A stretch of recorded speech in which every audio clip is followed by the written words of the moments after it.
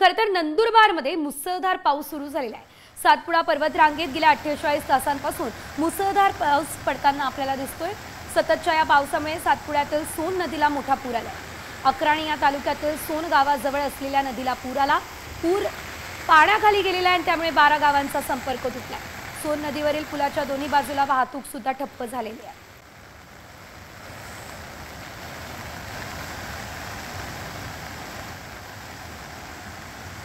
या संदर्भात अधिकची अपडेट घेऊयात आमचे प्रतिनिधी सागर निकवडे यांच्याकडून। सागर, सातपुड्यातल्या नदीला पूर आला, पूल पाण्याखाली गेलाय, गावांचा संपर्क तुटलाय, सध्याची काय परिस्थिती आहे? शेजल, नक्कीच गेल्या 48 तासांपासून नंदुरबार जिल्ह्यातील सातपुडा परिसरामध्ये मोठ्या प्रमाणात पाऊस जो तो सुरू आहे आणि त्यामुळे सोन नदीचा जो हा पूल आहे, हा पूल जो तो पाण्याखाली गेलेला आहे। एकंदरीत या गावाची परिस्थिती जर बघितली तर एकूण 12 पेक्षा जास्त गावं या पुलामुळे बंद झालेले आहेत, त्यांचा संपर्क सध्या तुटलेला आहे आणि अद्यापही पाणी जे आहे ते पुलावरून जात असल्यामुळे तालुक्याशी जोडणारा हा महत्त्वपूर्ण मार्ग जो आहे तो वाहतुकीसाठी बंद करण्यात आला असल्याची सध्याची ही परिस्थिती आहे। निश्चितच धन्यवाद सागर दिलेल्या अपडेट्ससाठी। सातपुड्यातील नदीला पूर आला, त्यामुळे या ठिकाणचा पूल जो आहे तो सुद्धा पाण्याखाली गेल्यानं नंदुरबारमध्ये आता अनेक गावांचा संपर्क तुटलेला आहे। या ठिकाणी आपण पाहू शकतोय रस्त्यावरून किती मोठ्या प्रमाणात पाणी जे आहे ते वाहत आहे, त्यामुळे नागरिकांना सुद्धा सावध राहण्यास सांगण्यात आलेलं आहे।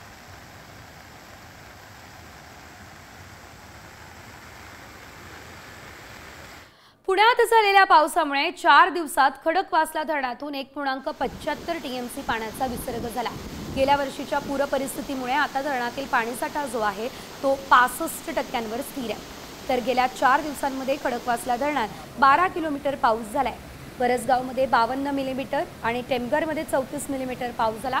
65% पाणीसाठा झाल्यानंतर विसर्ग करण्यात येतोय। चारही धरणं मिळून 41% इतका पाणीसाठा आहे।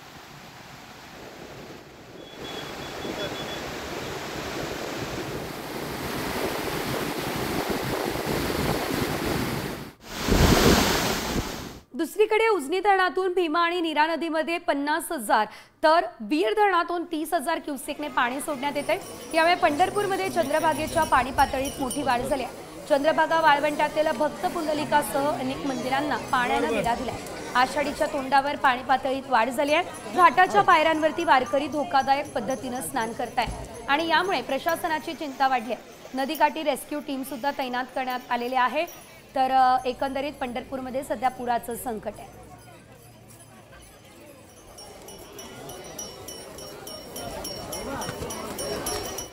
आणि आता बातमी नाशिकमधून। गोदावरीच्या पाणी पातळीत घट झाली आहे, पूर परिस्थिती मात्र कायम आहे। दुतोंड्या मारुतीच्या पायापर्यंत पाणी आहे। गंगापूर धरणातून पाण्याचा विसर्ग हा कमी करण्यात आलेला आहे। दारणा धरणातून 4000 क्युसेक वेगाने पाण्याचा विसर्ग सध्या सुरू आहे।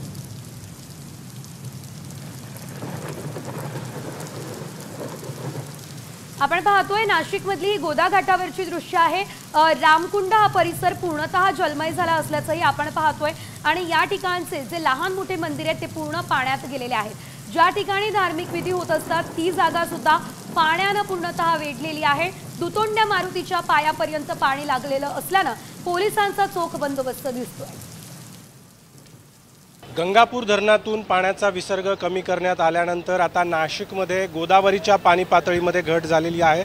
मी आता रामकुंडाच्या परिसरामध्ये आहे। मी आता ज्या ठिकाणी उभा आहे खरं तर त्या ठिकाणी अगदी कालपर्यंत गोदावरीच्या पुराचं पाणी मोठ्या वेगानं वाहत होतं। मात्र गंगापूर धरणाच्या पाणलोट क्षेत्रामध्ये पावसाचा जोर कमी झाल्यानंतर गंगापूर धरणातून करण्यात येणारा पाण्याचा विसर्ग जवळपास 1760 क्युसेकपर्यंत घटवण्यात आलेला आहे आणि त्यामुळे नाशिकमध्ये गोदावरीच्या पाणी पातळीमध्ये देखील घट झालेली आपल्याला बघायला मिळते। अगदी कालपर्यंत ज्या दुतोंड्या मारुतीच्या कमरेपर्यंत गोदावरीच्या पुराचं पाणी होतं ते पाणी आता पायापर्यंत ओसरलेलं आहे।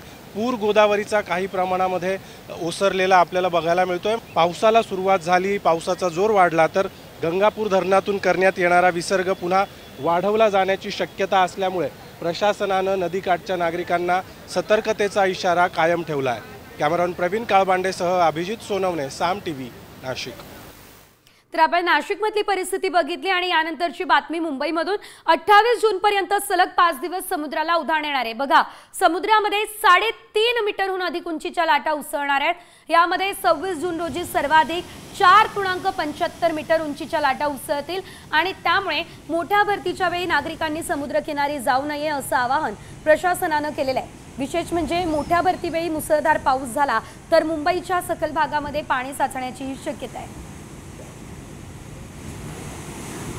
तर 25 जूनला अर्थातच आज दुपारी 12:05 4.71 मीटर उंचीची लाट येण्याचा अंदाज आहे। 26 जूनला दुपारी 12:55 4.75 मीटर उंचीची लाट येऊ शकते। तर 27 जूनला दुपारी 1:40 सुद्धा आपण पाहतोय लाटांची उंची 4.73 मीटर असू शकते। 28 जूनला दुपारी 2:26 लाटेची उंची 4.64 मीटर असू शकते।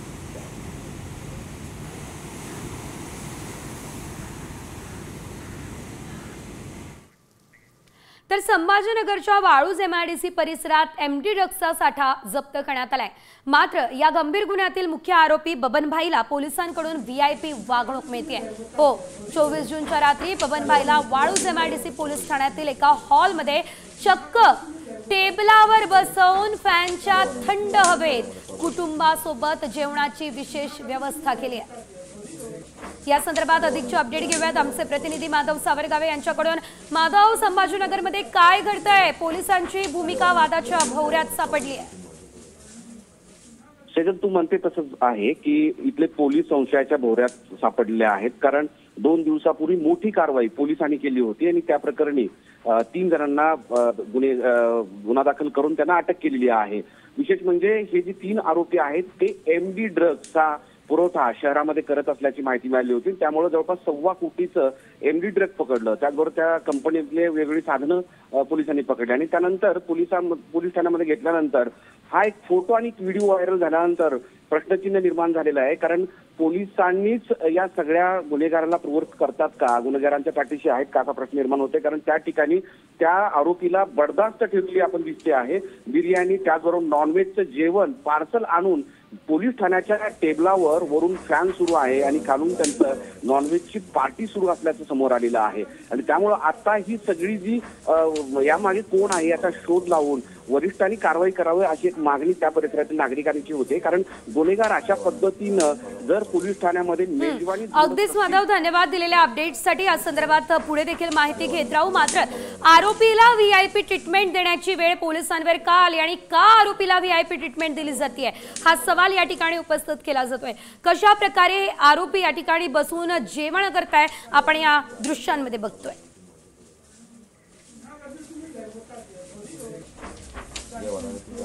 संसद तसेच विधिमंडळाच्या अंदाज समितीचे अध्यक्ष आणि सदस्यांसाठी चक्क चांदीच्या थाळीतून पंचपक्वानाचा बेत आखण्यात आला। त्यासाठी चांदीच्या एका थाळीचं भाडं होतं 550 रुपये। हो, आणि भोजन होतं 4000 रुपयांचं। म्हणजे एका खासदार किंवा आमदाराच्या भोजनावर चक्क 4500 रुपये खर्च केले। संसद आणि राज्य विधिमंडळाच्या अंदाज समिती आणि त्यांचे अध्यक्ष आणि सदस्यांच्या 2 दिवसीय राष्ट्रीय परिषदेचा मंगळवारी मुंबईमध्ये समारोप झालाय। अर्थसंकल्पातील तरतुदींचं उद्दिष्ट साध्य करण्यासाठी काटकसरीच्या शिफारसी करण्याची जबाबदारी ज्या अंदाज समितीवर असते त्या समितीच्या परिषदेत चांदीच्या ताटातून पंचपक्वान देत राज्य निधीची उधळपट्टी करण्यात आली असा आरोप केला जातोय। आम्ही या संदर्भात सविस्तर माहितीही घेण्याचा प्रयत्न केला। मेन्यू नेमका काय होता आणि कशा प्रकारे हे आयोजन करण्यात आलं तेही जाणून घेतलं। चिकन खिमा, पॅटीस, सुरमई फ्राय असा हा मेन्यू होता। कोथिंबीर वडी, दहीवडा, काळा वटाणा आणि उसळ, मालवणी चिकन, घावणे, पुरी,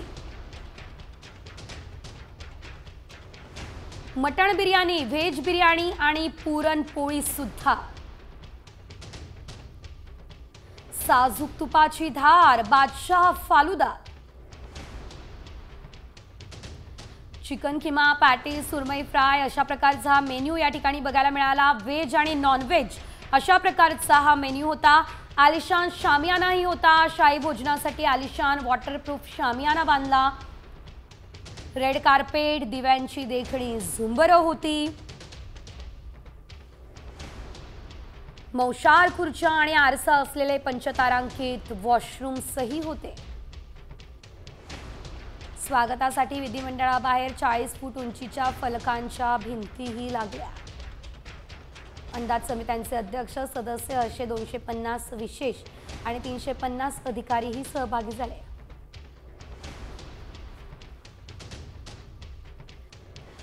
तुम्ही सुद्धा लठ्ठपणाने त्रासलेला आहात का?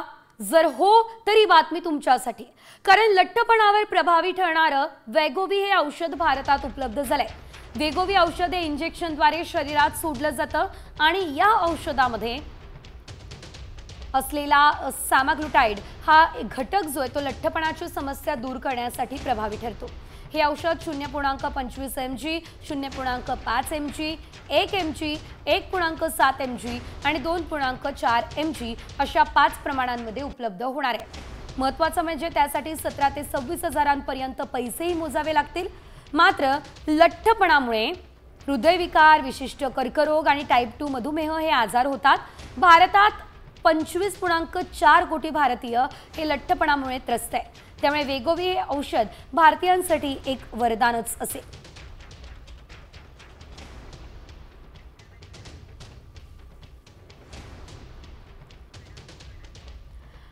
आणि आता ही जी बातमी आहे ना, ही तुम्हाला आश्चर्याचा धक्का देणार आहे, कारण टॅक्सीपेक्षा विमान प्रवास हा स्वस्त होणार आहे। हो, तुम्ही ऐकलं ते अगदी खरं आहे, कारण जगातील पहिलं प्रवासी घेऊन जाणारं इलेक्ट्रिक विमानाचं यशस्वी उड्डाण झालंय। त्यामुळे हवाई प्रवासाचा चेहरा मोहरा हा पूर्णतः बदलणार आहे। अमेरिकेतील बीटा टेक्नॉलॉजीज कंपनीनं हा इतिहास घडवला आणि त्यांच्या अलिया CX-300 या पूर्णपणे इलेक्ट्रिक प्रवासी विमानानं नुकतंच 130 किलोमीटरचं अंतरही पार केलं, ते देखील अवघ्या 700 रुपयांमध्ये। होय, या विमानानं पूर्व हाप्टन इथून न्यूयॉर्कमधील जॉन एफ केनेडी या विमानतळापर्यंतचा प्रवास केलाय। 4 प्रवासी या दरम्यान उपस्थित राहिले। संपूर्ण उड्डाण केवळ 30 मिनिटांमध्ये पूर्ण झालंय। तर नेमका टॅक्सीपेक्षा विमान प्रवास कसा स्वस्त बघूया। बघा, इलेक्ट्रिक विमान आलिया CX-300चं पहिलं उड्डाण हे यशस्वी ठरलं। 30 मिनिटांमध्ये 130 किलोमीटरचा प्रवास शक्य आहे। 130 किलोमीटरच्या हवाई प्रवासाला केवळ 700 रुपये खर्च आहे। इंधनावर उडणाऱ्या हेलिकॉप्टरसाठी 13,500 रुपये इतका खर्च आहे। इलेक्ट्रिक विमान पूर्ण चार्ज झाल्यानंतर नॉनस्टॉप 463 किलोमीटरचं अंतर पार करणार आहे।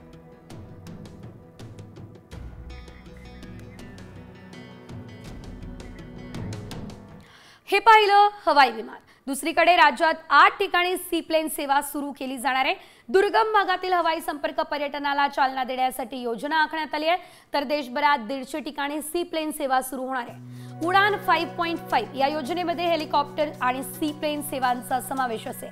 सी प्लेन सेवा सुरू होणार आहे। राज्यातल्या 8 ठिकाणी ही सी प्लेन सेवा असेल। मात्र राज्यातली ही 8 ठिकाणं कोणती बघूया।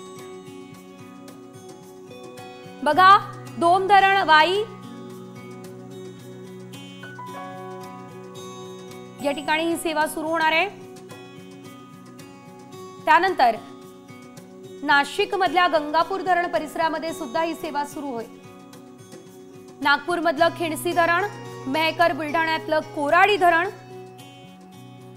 पुण्यातलं पवना धरण।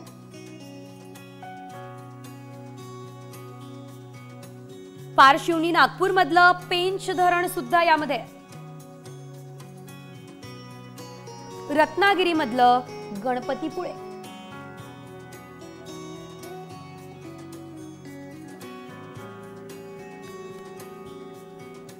आणि आता बातमी एका भीषण अपघाताची, कारण छत्रपती संभाजीनगरमध्ये एक भीषण अपघात झाला। सिल्लोड रोडवरील ही घटना आहे। ढाब्यावरती जेवणासाठी रात्री संभाजीनगर येथून 5 मित्र फुलंब्री इथे गेले, तर रात्री जेवण करून परतत असताना हा अपघात झालाय। यामध्ये 3 जण जागीच ठार झाले, तर 2 जण गंभीर जखमी आहेत। जखमी तरुणांना घाटीमध्ये दाखल करण्यात आले, तर सर्व तरुण 15 ते 18 वर्षांचे होते। हा अपघात नेमका कशामुळे घडला हे अद्यापही कळू शकलेलं नाहीये। तर या संदर्भात आढावा आमचे प्रतिनिधी नवनाथ इधाटेंनी घेतलाय, बघूया। फुलंब्री छत्रपती संभाजीनगर महामार्गावर मंगळवारी मध्यरात्री 11 वाजेच्या दरम्यान या ठिकाणी भीषण अपघात झालेला आहे आणि या कारमधून तब्बल 3 जण ठार तर 2 जण जखमी झालेले आहेत आणि हा पूल जो आहे हा सातत्याने अपघाताचा केंद्रबिंदू बनलेला आहे। म्हणजे फुलंब्री तालुक्यामध्ये परिसरामध्ये मृत्यूचा पूल म्हणून सुद्धा या पुलाकडे पाहिले जाऊ लागले आहे आणि आता ही नव्याने रस्ता करण्यात आला, कोट्यावधी रुपये खर्च करून शासनाने पुलाचे काम केले, परंतु सदरील पूल अरुंद असल्यामुळे आणि या भागामध्ये वाहनाची कायम रहदारी असल्यामुळे हा अपघात झालेला आहे। त्याचबरोबर हे जे डिवायडरमधील दुभाजक आहे त्या दुभाजकाची उंचीही कमी आहे, त्यामुळे जाणाऱ्या येणाऱ्याला रात्रीच्या सुमारामध्ये मोठ्या प्रमाणात लाईट डोळ्यावर चमकतात, त्यामुळे मोठ्या प्रमाणात या भागात अपघात होत आहे। कॅमेरामॅन नवनाथ इधाटे, साम टीव्ही, छत्रपती संभाजीनगर। पुढे एक महत्त्वाची बातमी, निधी उपलब्ध नसल्यानं रुग्णांना कसा फटका बसतोय त्या संदर्भातली ही घडामोड आहे।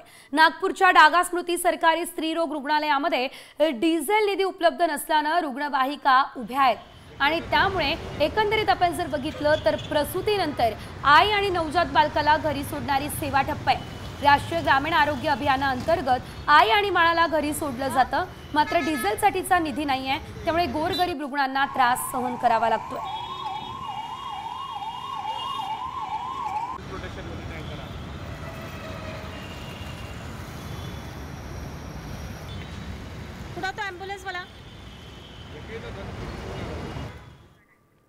पुढे एक आंतरराष्ट्रीय घडामोड, अमेरिकेचे राष्ट्राध्यक्ष डोनाल्ड ट्रम्प यांना नोबेल पुरस्कारासाठी आणखी एक नामांकन देण्यात आलं। अमेरिकन काँग्रेसमन बडी कार्टर यांनी ट्रम्प यांची या पुरस्कारासाठी निवड केली आहे। इस्रायल आणि इराणमध्ये युद्धबंदीचं श्रेय ट्रम्प यांना देत हे नामांकन देण्यात आलेलं आहे। ट्रम्प यांच्या प्रयत्नांमुळे एक मोठा प्रादेशिक संघर्ष टळला असा दावा बडी कार्टर यांनी आपल्या पत्रात केलेला आहे।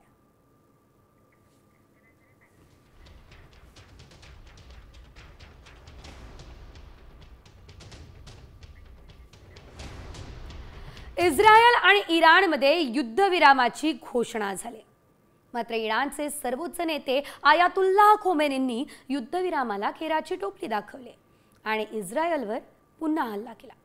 स्वतः खोमेनी मात्र अजूनही आपल्या कुटुंबासह अज्ञातवासात आहे। काय आहे यामागचं कारण? युद्धविरामामागे इस्रायलचा काय डाव आहे? पहा हा रिपोर्ट। खोमेनींना संपवण्यासाठी युद्धविराम,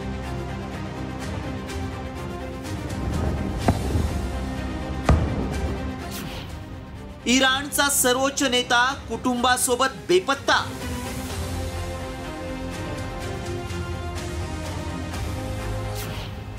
इराणमध्ये तख्तापालट होणार,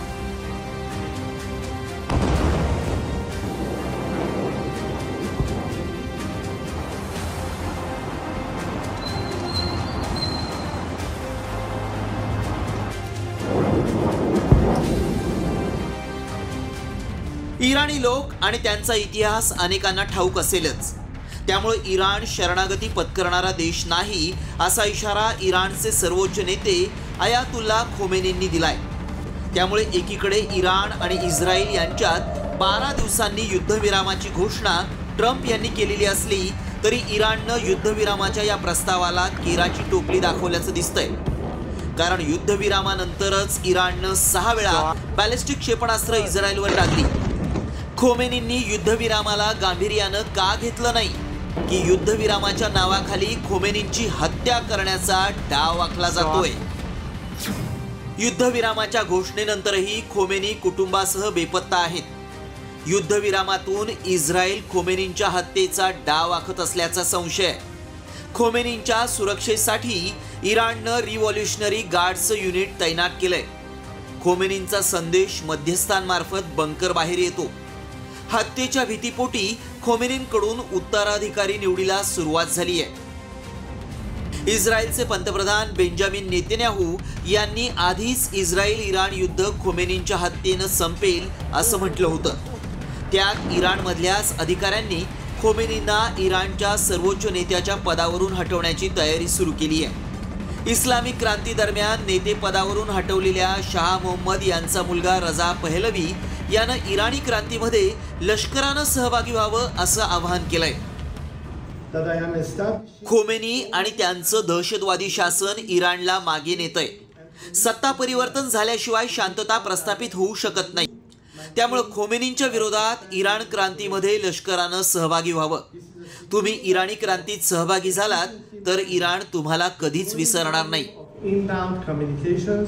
यामुळे अमेरिकेच्या मध्यस्थीनं खोमेनींचा खात्मा करून 1979 प्रमाणे इराणमध्ये पुन्हा रक्तरंजित क्रांती होणार का? इराणचा पुढचा उत्तराधिकारी कोण असेल असे अनेक सवाल निर्माण झालेत. मात्र खरंच युद्धविराम खोमेनींच्या हत्येसाठी आखला गेलाय का हे पाहणं महत्त्वाचं आहे. ब्युरो रिपोर्ट, साम टीव्ही न्यूज.